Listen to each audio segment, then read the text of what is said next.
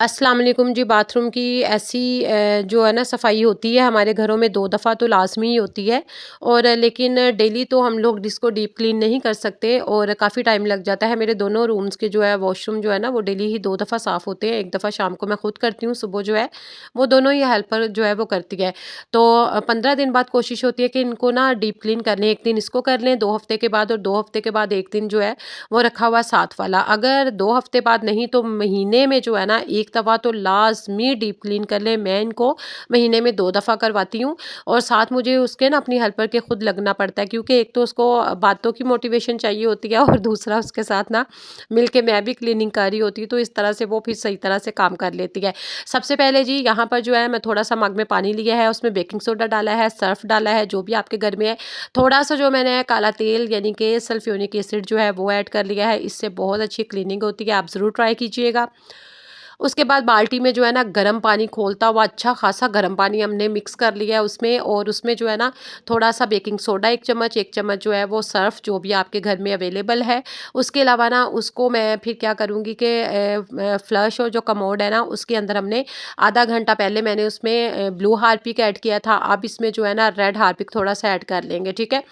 पहले अब क्या करेंगे, इनके साथ जिसमें हमने सल्फ्यूरिक एसिड डाला है ना, जो मग वाला है महलूल बनाया हुआ है, तो इससे हम लिक्विड से पूरे जो है ना वॉशरूम की जो दीवार है ना वो अच्छे से साफ़ करेंगे। स्टील वाला ये वाला सारा एरिया, वॉश बेसन जो है वो भी इसी से साफ़ होगा। और इसके अलावा ना दीवार के जो ऊपर वाली जो लाइंस होती है ना वो तो इतनी ज़्यादा गंदी नहीं होती। जो सबसे नीचे 2-2 3-3 लाइंस है ना टाइलों की, ये वाली बहुत गंदी होती है। तो फिर बहुत ज़्यादा गर्म पानी जो है ना इसके साथ ना इसको मैं कहती हूँ कि अच्छी तरह से पहले ये तमाम जो है ना लिक्विड के साथ अच्छी तरह से रगड़े। उसके बाद जो है एक ब्रश रखा हुआ है छोटा, उसके साथ नीचे से अच्छी तरह से ना टाइल्स की क्लीनिंग होती है, और साथ ही फिर गर्म पानी जो है वो डालते हैं। तो जो इतनी मैल जो है ना वो जो जमी हुई होती है और वो साफ़ होती है, यकीन करें बहुत अच्छे से ये नीट हो जाती हैं।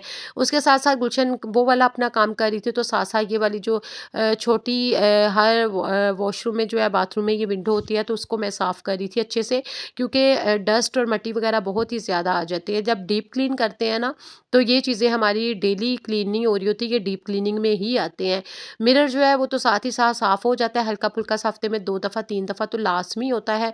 लेकिन यहाँ पर जो इसमें रखा हुआ सामान चीज़ें हैं उसको अच्छी तरह से मैं डस्टिंग वाले कपड़े से जो है वो अच्छे से साफ़ करके पहले सारी चीज़ें इसके अंदर रखी हैं, ताकि जो उनके नीचे भी चीज़ों के जो मिट्टी वगैरह डस्ट वगैरह तो ये भी अच्छी तरह से साफ़ हो जाए।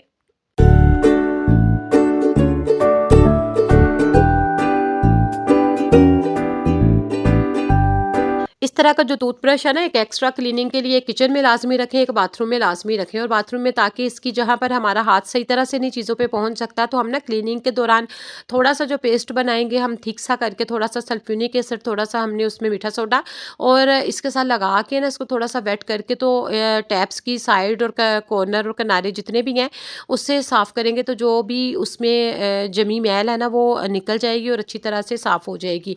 उसके साथ-साथ जो भी आपकी एक्सेसरीज़ पड़ी हुई होती हैं बाथरूम में, उन चीज़ों को भी ना हम डेली यूज़ करते हैं या वीकली यूज़ करते हैं, पकड़ के ही उनको जो है ना उनके भी गंदे हैंड लग के तो चीज़ें थोड़ी-सी मैली सी लग रही होती हैं, उनको भी जब भी आपने डीप क्लीन करना है तो अपनी चीज़ों को 5 मिनट लगेंगे सर्फ़ वाली अच्छी तरह से उसको ना स्पंज के साथ या जिसके साथ भी आप क्लीनिंग कर रहे हैं, उनको अच्छी तरह से साफ़ कर लें। उसके अलावा कोई इस तरह से आर्टिफ़िशियल कोई प्लांट्स आपके उसमें बाथरूम में पड़ा है, उसको भी जब डीप क्लीन हो रही होती है डेली तो इस तरह के काम नहीं होते, लेकिन जब डीप क्लीन में ही ये काम आते हैं, तो ये भी अच्छी तरह से ना हल्का-फुल्का सा इसको भी सर्फ़ वाला पानी में थोड़ी देर डिप कर लिया, उसके बाद इनको वॉश कर लिया, ये भी बड़ी अच्छी तरह से निखर जाते हैं।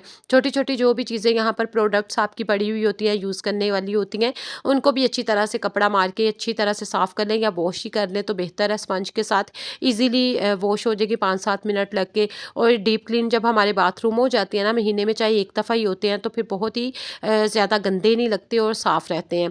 और ये बहुत इम्पोर्टेंट पार्ट है कि आपके बाथरूम जो है ना यही सबूत देते हैं कि आपके घर में जो है वो क्लीनिंग अच्छी है। आपका किचन और बाथरूम का जो है ना साफ़ होना बहुत ज़रूरी है। इसीलिए हमारे बड़ी और बूढ़ी जो है ना वो कहा करती थी कि भई जिसकी घर की क्लीनिंग देखनी है उसका बाथरूम और उसका किचन देख लो, अगर वो नीट होंगे तो समझ लेना कि वो साफ़ हो। तो वाक़ई ये बात तो सच है। बाज़ लोगों का फ्रंट एरिया बहुत शाइन कर रहा होता है और जो जितना भी मेन पॉइंट होता है ना उनके घर का एरिया वो सही तरह से अच्छे से साफ़ होता है, नीट एंड क्लीन होता है, लेकिन उनके जो है ना बाथरूम बहुत गंदे होते हैं।